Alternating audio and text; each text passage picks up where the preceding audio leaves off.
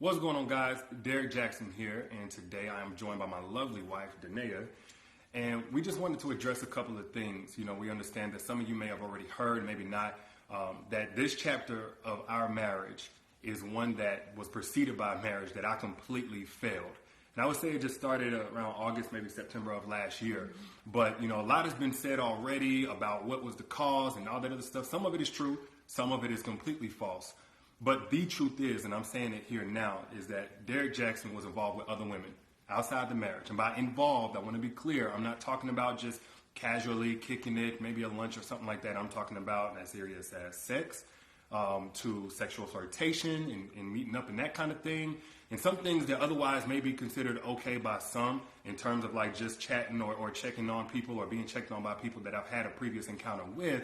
But without my wife's knowledge of it and with us having a sexual history, all of it falls under the umbrella of inappropriate, cheating, affair, stepping out, definitely not in alignment with the vows that I took, and definitely not in alignment with the biblical standard of what it means to be faithful, which is the standard that I'm going by now.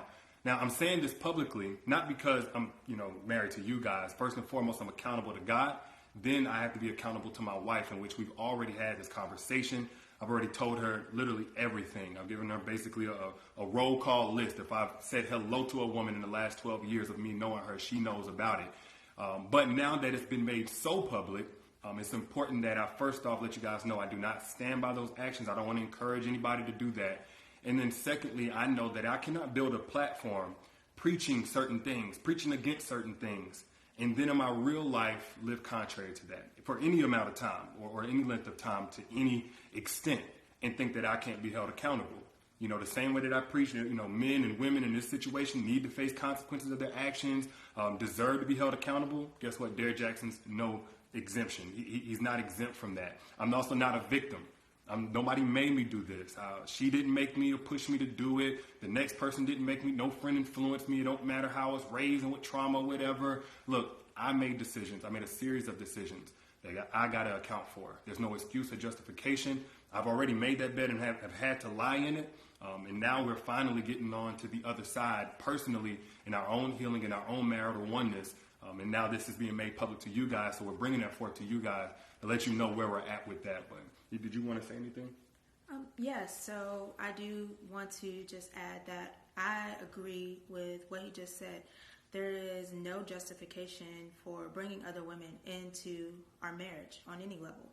And it was unacceptable. Mm-hmm. And it's not something that I tolerate or that we tolerate moving forward. And when I've been flooded again with messages and these things and about, I need to leave or why haven't I left? And the answer is, when I found out about it, I left. I did not hesitate or waste time to do so. And I stayed gone. No matter how many times he came, I stayed gone and stood firm on, I am not coming back. And I did not come back until I seen a shift and a change in his mentality and how he carried himself and how he presented himself and conversations that we were able to have that we had never been able to have in just 12 years of knowing each other. And when we were able to have these dialogues, said, okay, Lord, this is something that you've had your hand on. And this was with me being completely removed from his life. And him pursuing God, continuing to pursue God, and continuing to eliminate these things that led up to the catastrophe that you guys are seeing for the first time. So there's nothing out there right now that is information that I don't already know about or haven't known about. And so this is not something that is new. We have moved forward from it. We have gotten counsel for it and continue to do so. He is still continuing to pursue God and continuing to seek guidance and wise counsel from men of God. And that is what I needed for the continuation of me being present and in this marriage and to stand by his side. So today, where I'm at is at peace, and I proudly stand by his side, and I have no hesitation. I have no hurt, no shame about that. And it's only because of the grace of God and the mercy of God. And we have already turned a new chapter in this story. We are continuing to move forward, and we are just now sharing that with you all. And I forgave him, and most importantly, God has first forgiven him, and I also forgive the others as well. And with that, we are free and moving forward. So absolutely, that's all I have. Yeah. And I get it. Some of y'all, like, this may come as a huge shock, probably a huge disappointment. I let a lot of you down. If you've had a perspective shift on who Derrick is, hopefully it's away from anything remotely close to perfection. And then it's simply that, I am a human, and that does not justify anything that I did. But I don't want anybody out there to be putting me on a pedestal. If you did, and I hate that you did that. Maybe I gave you cause for that, and I apologize if I did. For those who are saying, Derrick, I don't want to ever listen to you again, it's totally understandable. I appreciate you while I had your support and helping me get the message out about healing and healthy relationships to so many people who needed it, myself included.